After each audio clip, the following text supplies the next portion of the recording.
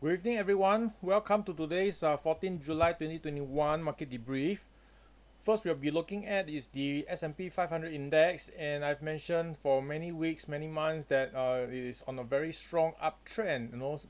Starting from here, since it's been the moving averages, 20-day, 50-day, and 200-day moving averages have been moving in a parallel fashion. Okay, so in this manner, right, most likely is going to continue up its upward trend, and you can see from the past 3 weeks, it has been trending up slowly. Okay, so the music will just carry on playing, until it stops. So whoever gets caught right at the top may not be pretty. Okay, so the reason for the U.S. market strong move is mainly due to the most of the tech stocks. Okay, you can see from the Nasdaq index has been showing very strongly, going up strongly. Okay, so later I'll show that. So what we are looking here is Apple, and Apple recently it has this news that they had asked their suppliers to build 90 million iPhone 3 units by end of 2021. Okay, so what is this number shows is that it's about 20% more than previous year. Okay, and usually with such case, right, I will tell my clients buy high P. Okay, in terms of like let's say Singapore exposure, high P is one of their main suppliers, but too bad for us, high P has recently been privatized, so we no longer have this exposure to Apple. So the only way you can do is to buy Apple direct, but the thing is Apple had already run up quite significantly, from 124 all the way to 145. So what we can do is we have to wait for the next major downturn or correction to buy.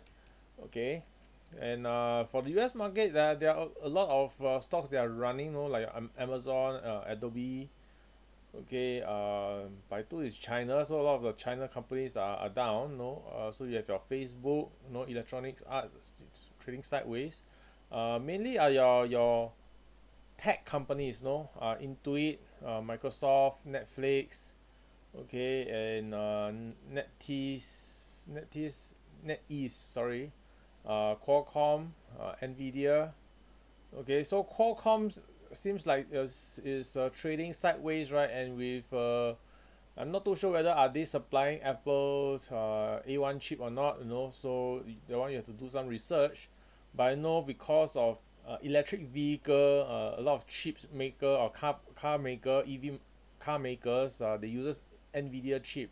All right, so that causes the rise in this, and on top of that, we will have the Joe Biden so-called 500 billion kind of deal, that is looking to be passed in Congress. So all these are like the transportation, EV market, electric market, and energy market are given a boost.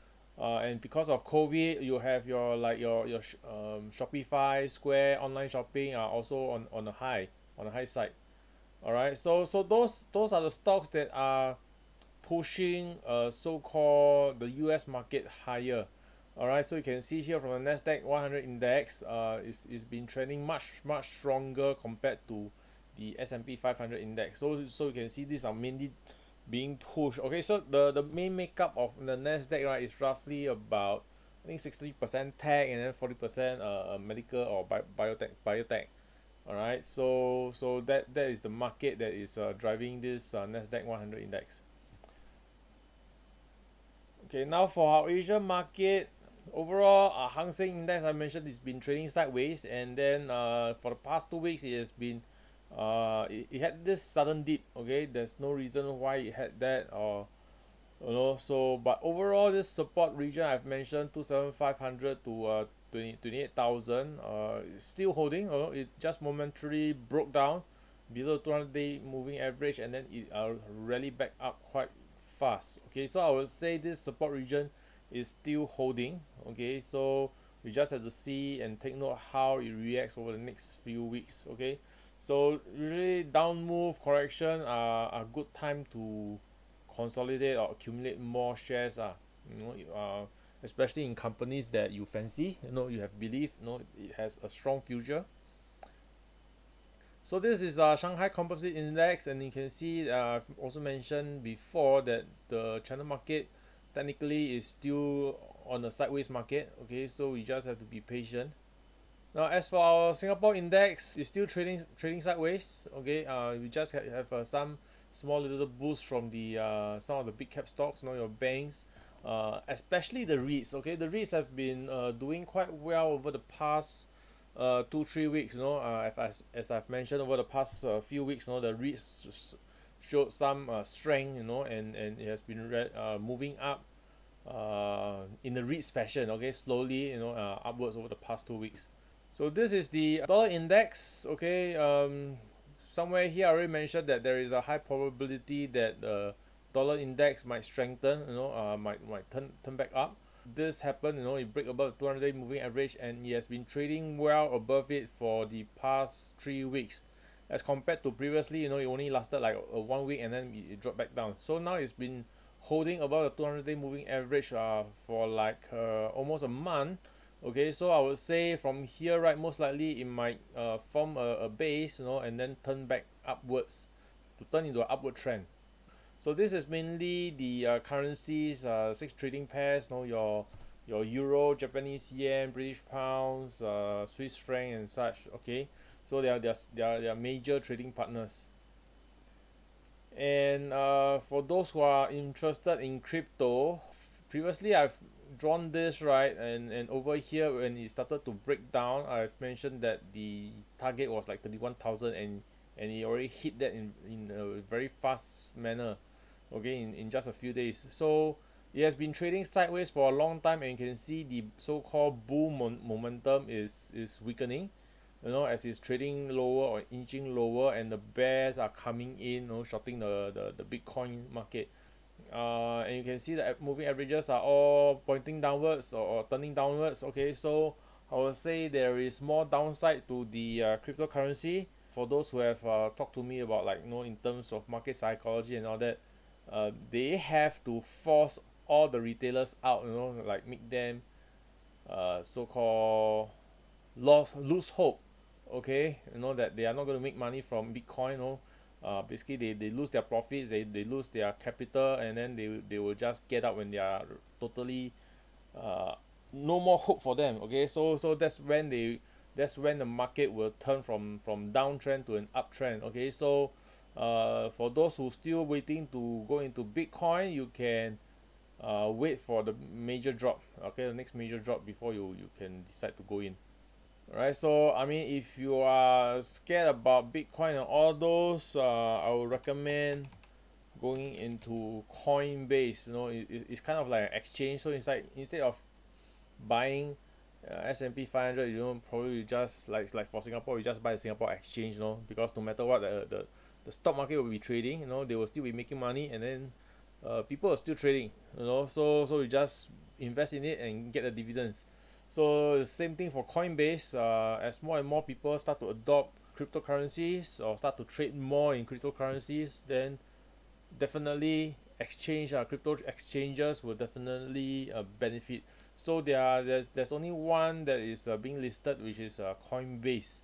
Okay, so we can see that after its initial IPO, it has dropped quite considerably, almost 50%. All right, so I would say it's a nice retracement.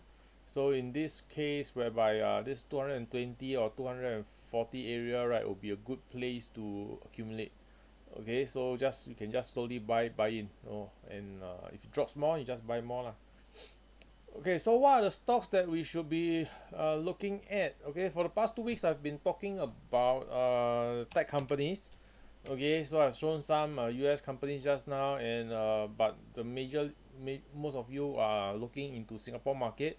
So in the Singapore market, the tech space, chip manufacturer, electronic component manufacturers are gaining from this. Okay, the tech space. So this is UMS.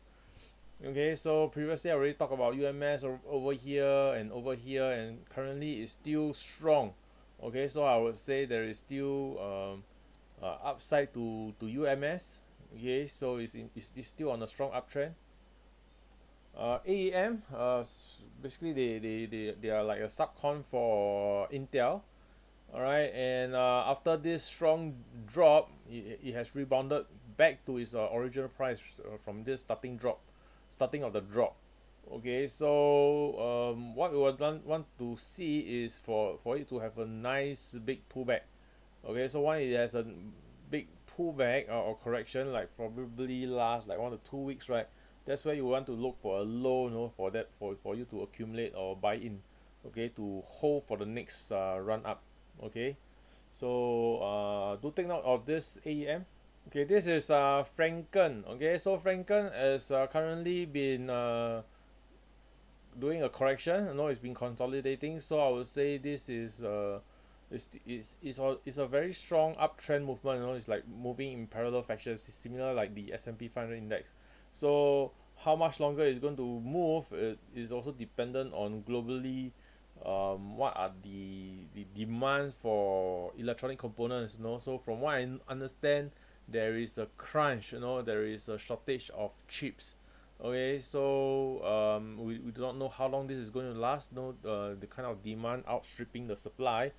Okay, so this might be good for all these electronic component manufacturers. I mean, I'm showing all this, then some will be asking, how about Valuetronics?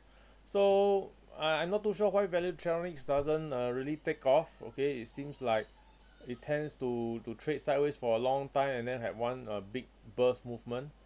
Okay, similar like this time. So overall it's been trading sideways for a very long time. And I think a lot of people are trapped in here. Okay, so for Valuetronics, it's been stuck with this so-called resistance at about 69 cents. And what you really need to do is you must have certain sort of catalyst to push it upwards, and this type of catalyst usually comes from news, their earnings report. Okay, so coming July, August is the earnings season is coming, so we just have to stay tuned for it.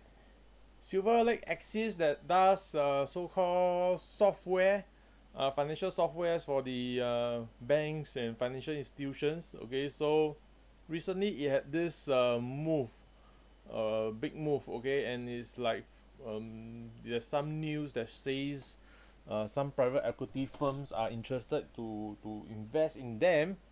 Okay, so I don't know whether is it the private equity firms that already buy in that caused this move, or people are buying in because of the news. All right, so what we want to see if it can really stay above, I would say about 26 cents. That's where the 200-day moving average is.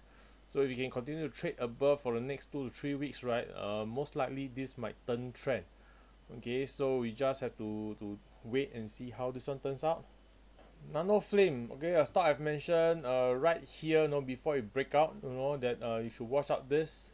Okay, so last week 7 July market debrief, I talked about this, and the next day it already start to move off. Okay, so there's a 3 days pullback in which you have an opportunity to buy at a low. Before today there's a rally back up again. So most likely this one might start a second trend. Okay, the first trend sees is IPO, and here might be a second trend. All right, upwards. So there's not too sure how far it can go. Okay, so the main thing is you have to look is from their earnings. Through their earnings, are they going to in terms of projection in the future, are their earnings revenues are going to expand. Okay, so most likely this run is in anticipation of the next earning coming soon. Okay, Sinostar Pack. This is dealing with oil related companies. Okay, so before that, let's look at the crude oil prices. So this is light crude oil futures, and you can see that there is a small little pullback previously or last week, and now it has moved back up. Okay, so most likely it's going to continue its upward trend.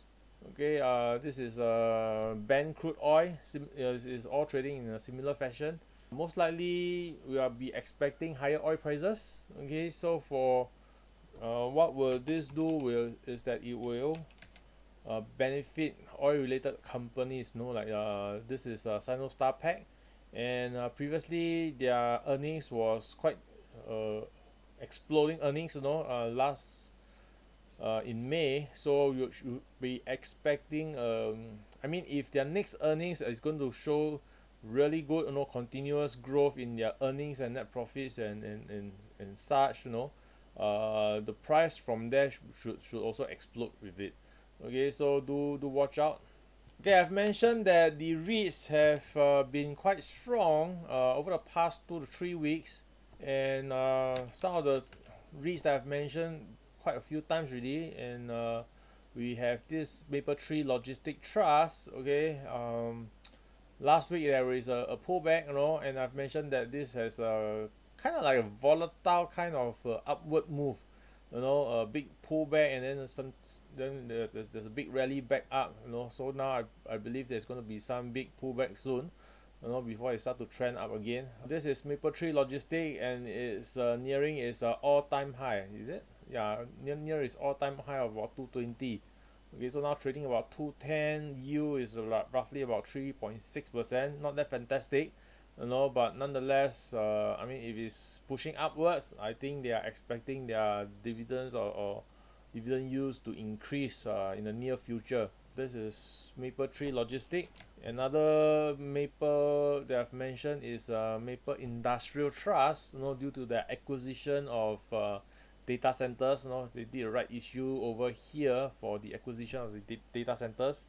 Okay, and now our global economy is very hungry for data centers, storage capacities and processing, mainly for AI, big data, data driven database kind of stuff. Okay, so having exposure to data centers, I would say, is good for Mapletree Industrial for as a whole.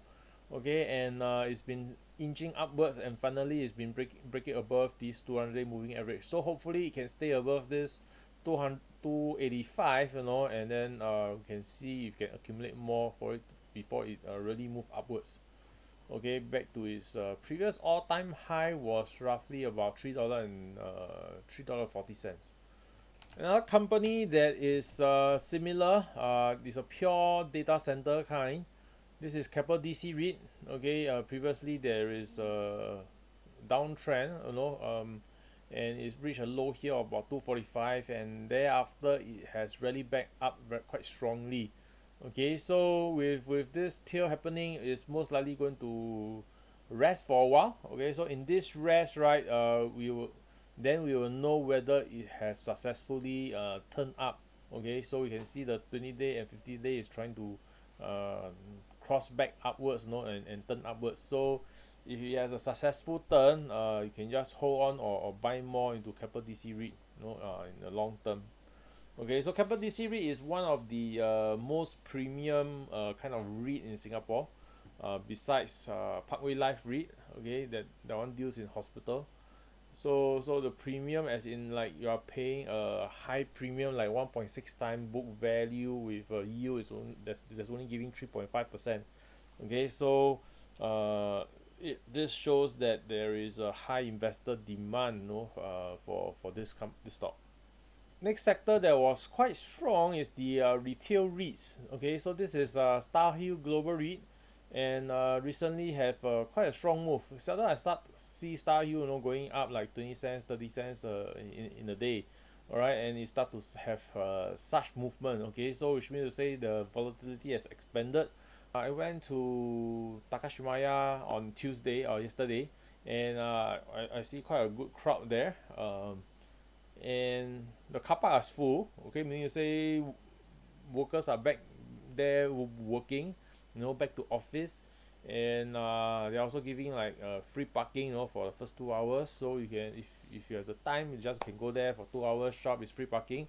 And so I would say, due to the crowds coming back in, I believe not just Starhill, in fact it's more of the Orchard Road REITs, that are performing, your Starhill Global REIT, your Lendlease REIT, your SPH REIT. Okay, so all this is like your Somerset 313 and your Paragon. Okay, so all this, I believe there are a lot of crowds coming back into the Orchard Road area. So that's Starhill Global REIT. So at the moment is trending upwards. Okay, it's in an upward trend. So we just need to hold on to it, and then let it finish its movement, uptrend movement.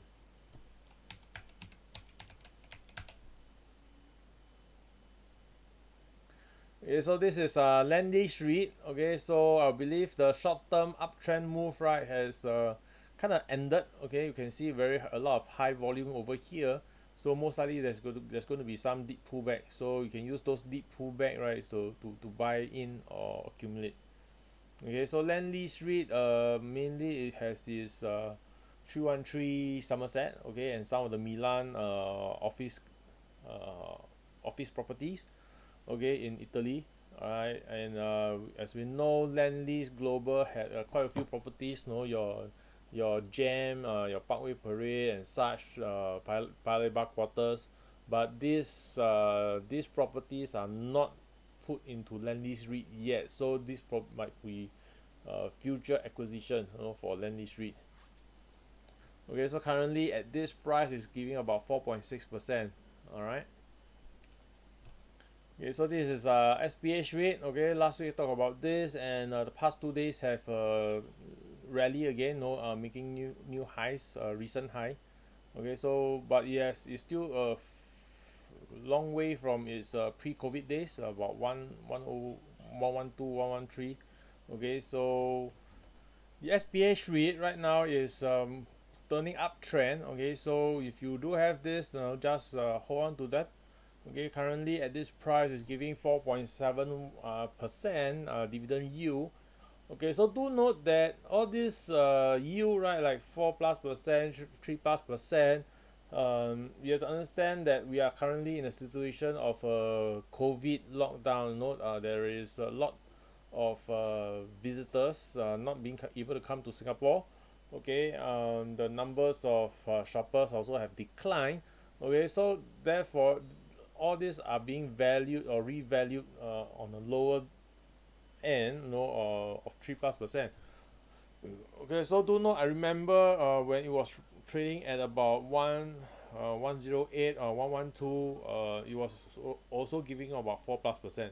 So meaning to say that if you have accumulated your price roughly about 80 cents, right, at about 4% yield, and if they were to recover, give it a year or two, and they were to rise to about 112, 113, 114, or whatever, um, the yield there, let's say if they are giving 4%, meaning to say the yield on your price that you have gathered is going to be like 8%, 10%.